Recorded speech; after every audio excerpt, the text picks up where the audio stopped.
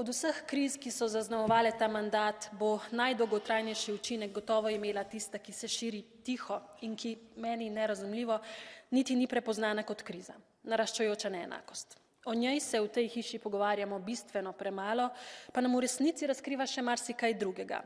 Neenakost v svetu, recimo, je ključni vzrok za temo, ki jo določeni izrabljajo za poceni politične točke brez rešitev – migracije. A neenakost seveda ni problem samo izven Unije. Eksponentno narašča tudi pri nas. Na eni strani visoke cene in nizki prihodki ljudi, na drugi nenormalno bogatenje bogatih in še bolj nenormalno večanje revščine. Kolegice in kolegi, neenakost je politična izbira. Odvisna je od naših politik. In vse to govorim zato, ker zadnje čase stalno poslušamo o vzponu populistične desnice, mi pa samo opozarjamo na grožnjo njihove prevlade, namesto da bi kritiko usmerili tudi vase in si iskreno rekli, da stanje ni dobro.